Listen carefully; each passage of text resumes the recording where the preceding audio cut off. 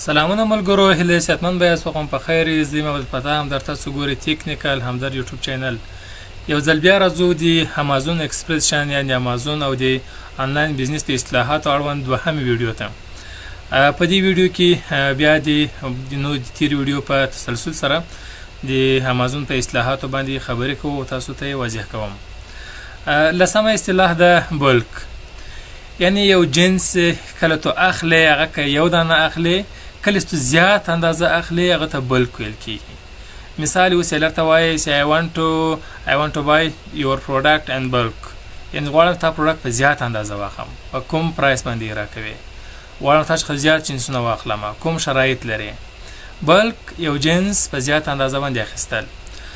یو لسمه اصطلاح چې د هولسیل پرایس دا چې د هولسیل پرایس چې ته ویل کیږي چې زیاته په امازون کارول کیږي. هولسیل پرایس ته عمده یو جنس اخلي له یو سپلایر څخه. سپلایر خو مخکې ویلي و چې هولسیلر هم کېدای شي، ډسټریبیوټر هم کېدای شي، برانډ هم کېدای شي، منفکچرر هم کېدای شي. هولسیل کله چې ته په هولسیل کې جنس اخلي، په عمده جنس اخلي، د هولسیل پرایس څه شی ده، هغه عمده پرایس څه شی ده. په عموم کې کله مو جنس اخلو مو هولسیل پرایس باندې جنس اخلو، ځکه هولسیل پرایس ده هغه ارزانه وي نسبت ریټایل ته. نو هولسیل پرایس عمده پرایس یو جنس مو په عمده کې اخلو. دولسمه اصطلاح سورس ده. سورس څه ته ویل کیږي؟ سورس هغه منبع یا هغه ځای ته ویل کیږي چې موږ په عمده شکل باندې جنس ځینې اخلو.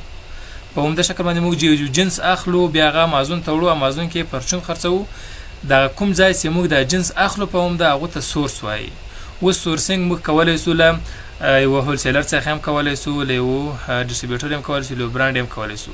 مثال وایي تا دا جنس له کوم سورس اخیستی؟ ما له برانډ اخیستی. دا جنس له کوم سورس باید واخیستل؟ له برانډ، ډسټریبیوټر، هولسیلر، په عموم کې له سپلایر څخه باید واخیستل سي. دا سورس موږ کولی سو چې لوکل هم کو، یعنې په لوکل کوم ځای کې چې اوسیږو په فزیکي شکل باندې هغه ځای ته ولاړ سو، هغه جنس راواخلو او امازون ویرهاوس ته انتقال کو. دا سورس کېدای آنلاین هم کېدای سي، آنلاین یو ویب سایټ پیدا کو دی سپلایر او له همغه ځای څخه یې واخلو. سورس د جنس اخیستلو منبع ته ویل کیږي. بل د ریټایل. ریټایل پرچون ته ویل کیږي. یو هولسیل ده، عمده یو جنس اخیستل کیږي، خرڅول کیږي. یو ریټایل پرچون ده. اوس ریټایلر چاته ویل کیږي؟ ریټایلر پرچون فروش. موږ اوس په امازون کې ریټایلران یو، یعنی په امازون کې چې کوم اجناس خرڅیږي هغه ټول پرچون خرڅیږي. موږ یو عمده اخلو، هولسیل یې اخلو، په امازون کې یې په پرچون خرڅوو. پرچون یعنې څه معنی؟ ریټایلر څه معنی؟ یعنې موږ دغه جنس خرڅوو په کوانټیټي یو، دوه، درې، څلور جنسو کې په تعداد یې خرڅوو. اوس په هولسیل کې جنس ارزانه وي، په ریټایل کې قیمته وي. او مشتری ځکه هولسیل کې نه اخلي، ځکه هولسیلران چې د سپلایر څخه په کم اندازه کې نه خرڅوي. په امازون کې یو مشتری کولی شي چې یو دانه جنس هم واخلي، دوه هم واخلي، لس هم واخلي، پرچون یې اخلي. پرچون قیمت باندې نسبتا لوړ وي هولسیل ته، خو ته کولی شي خپل خوښې تعداد باندې واخلي. نو موږ په امازون کې ریټایلران یو. ریټایلر هغه چاته ویل کیږي چې هغه په پرچون باندې یو جنس خرڅوي. بل ریټایل پرایس ده. یو هولسیل پرایس او هولسیل پرایس دی عمده پرایس موږ هغه جنس باندې اخیستی. بل ریټایل پرایس هغه پرایس موږ هغه جنس خرڅوو. زیاتره سپلایران هم همداسې دي، هم پرچون جنس خرڅوي، ریټایل جنس خرڅوي او هم یې هولسیل خرڅوي، خو پرایسونه تفاوت لري. اوس مثال تا چې کوم هول سپلایر وایي هغه درته وایي چې ما دا ریټایل پرایس ده، یعنې ما پرچون پرایس دا ده. په تور وایي نه زه په هولسیل کې اخلم، هولسیل پرایس ځینې اخلي، بیا هولسیل پرایس لیست غواړي هغه بیا جدا یو بل پرایس لیست دي. اوس ریټایل پرایس، پرچون، قیمت. بل پروډکټ ده. پروډکټ سره ګور موږ ډېر دلته مخامخ کېږو. د اصلاح یو ورځ څو ځله تکرارو د امازون په بزنس کې یا په عموم آنلاین بزنس کې. پروډکټ جنس ته ویل کېږي. هر هغه جنس یې اخیستل کیږي یا خرڅول کیږي هغه ته پروډکټ ویل کیږي.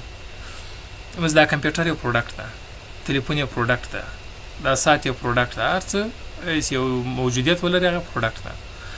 بل کمپټیشن ده. کمپټیشن وایي په لغوي اصطلاح کې رقابت ده، چې په امازون کې رقابت په عموم په هر بزنس کې، لوکل بزنس، آنلاین بزنس، هلته رقابت موجود دی. رقابت یعنې څه معنی؟ یو جنس زه خرڅوم، هغه جنس یو بل کس هم خرڅوي، دی له ما سره رقابت کوي. څنګه رقابت کوي؟ زه یو جنس خرڅوم، دی غواړي چې د کوالټي ما تر جنس ښه کړي، ما سره رقابت کوي په کوالټي کې، ما سره رقابت کوي په پرایس کې، دی غواړي تر ما هغه جنس ارزانه خرڅ کړي تر څو مشتری را جذب کړي. کمپټیشن د مشتری په جلبولو لپاره سیلران سره ترسوي. سیلران په خپل مابین کې رقابت کوي. موږ به کوشش کوو چې سالم رقابت وکړو، یعنې د جنس په کوالټي کې ښه والی راولو. جنس مثال داسې ونه کړو چې جنس قیمت ډېر واچوو، ارزان یې خرڅ کړو، تاوان باندې خرڅ کړو. دا مو ځان لپاره هم تاوان ده، نور سیلران ته هم تاوان ده. کمپټیشن وایي رقابت تاسې په هر بزنس کې موجود ده. رقابت مو باید سالم رقابت وکړو، کوشش وکړو چې خپل جنس له یو ښه منبع څخه واخلو، په ښه قیمت باندې واخلو، تر څو رقابت وکولی سو له یو بل سیلر سره. په ښه کوالټي جنس واخلو تر څو یو بل سیلر سره رقابت وکولی سو. بل کمپیټیټورز ده. کمپیټیټورز اصطلاح که دې واورېدله، کمپیټیټورز اصطلاح هغه چاته کارول کېږي چې له موږ سره رقابت کوونکي دي. سیلران د موږ کمپیټیټورز دي. اوس کمپیټیټورز په امازون کې دوه ډوله دي. یو هغه جنس ده، په عین جنس ده په بل نوم باندې خرڅوي څوک. دغسې د غیر مستقیم رقیبان دي موږ په امازون کې هماغه جنس خرڅوي، خو نوم و لوګو و ډیزاین و برانډ هر څه یې تفاوت دي. جنس هماغه جنس ده. دا غیر مستقیم رقیبان دي په امازون کې. بل هغه کمپیوټرز دي چې مستقیم په هماغه لیست کې له موږ سره شامل دي. دا په هولسیل کې ده. کله چې موږ هولسیل کې یو جنس خرڅوو، هماغه جنس 10 کسان، 20 کسان، 2 کسان، 3 کسان نور هم خرڅوي. دغه موږ مستقیم کمپیوټرانس دي یا ډایرکټ کمپیوټرانس دي. هماغه جنس په هماغه لیست کې 10 نفر نور هم خرڅوي. بای باکس امازون هغه کس ته ورکوي چې هغه د هغه پرایس کم وي، یعنې د هغه جنس چانس هغه جنس هغه سیلر ته چانس ورکوي چې هغه جنس خرڅي چې هغه پرایس دی، یعنې سیلز پرایس یې کم ورکړی وي. دغسې دي موږ ډایرکټ کمپیوټرز دي. کمپیوټرز سیلران ته ویل کېږي چې له موږ سره رقابت کوي. کمپټیشن خپله د رقابت کولو ته ویل کېږي. سیلران له موږ سره کوي، که رقابت کولو ته کمپټیشن وایي. موږ وایي په دې پروډکټ کې کمپټیشن زیات ده، په امازون کې کمپټیشن زیات ده، په دغه کټګوري کې کمپټیشن زیات ده، یعنې رقابت زیات ده. کمپیوټرز بیا وایي په دغه پروډکټ کې که دغه کمپیوټرز زیات دي، یعنې سیلران را سره زیات دي. دغه هغه اصطلاحات دي چې یو سیلر، یو بزنسمین باید ورسره بلد واوسي، باید ورسره اشنا واوسي. نور اصطلاحات دي مکمل سیریز کې درته انشاءالله تشریح کوم، مکمل معلومات درکوم. د نور اصطلاحاتو لپاره زموږ ویډیوګانې مسلسل تعقیب کړئ. کوم چې اولنۍ ویډیو نه کتل، اولنۍ ویډیو ګورئ تر څو له ټولو اصطلاحاتو سره بلد اوسئ. که کوم پوښتنه لرئ کمنټ کې له موږ سره شیر کولی شئ. په راتلونکي کې په تفصیل سره تاسو ته معلومات درکړم. ښه وخت کې یې چارې په الله مو سپارم.